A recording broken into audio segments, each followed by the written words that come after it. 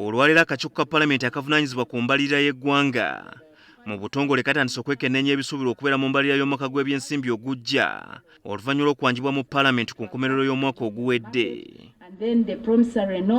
Embalirira eno esuubirwa okuba ya bumbi emitwalo 4,300 ng'ekendedde okuva ku bumbi emitwalo 4,407 ey'omwaka oguwedde.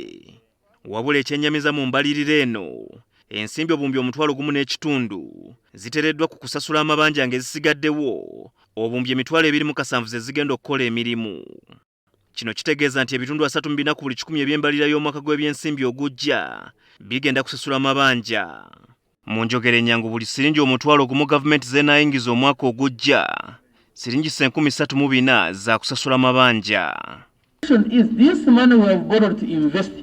Has it not had any return that would actually make the economy grow, so that when we are paying back for a reason, because the economy is growing. Uganda has been borrowing largely to bridge the infrastructure gap.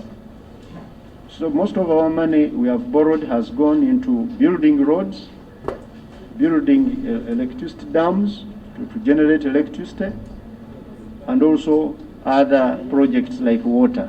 Ekyenjagala kugamba nti ebanja gyaffe kati weetuli tuli warungi naye wetu investinga mulimu projects eziteekamu ssente ezisobola kuleeta ssente mu ggwanga naye so tetuli bubi tukyalina capacity y'okusasula mabanja gaffe ate eya in ya out tetulina default yonna essente zonna abantu bangi tubasasula mu budde.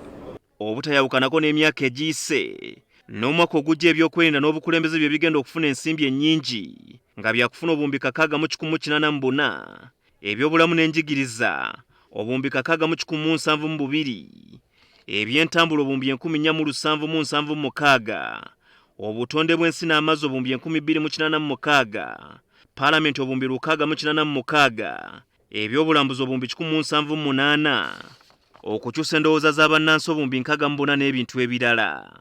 Mu mbalirira eno gavumenti esuubirwa okwongera ensimbi mu kusasula emisaala egy'abasawo n'obumbi 400, ebibuga ebijja obumbi 60, ebifo ebyobukulembeze ebijja obumbi 48, parish development model obumbi 465 n'ebintu ebirala.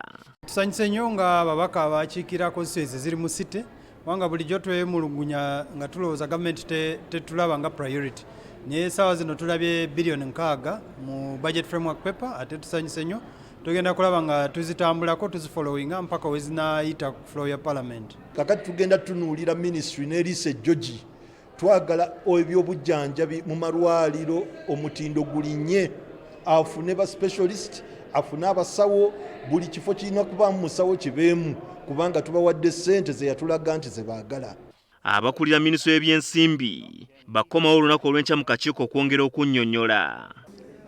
Habad Ziwa, NTV Akawungeezi.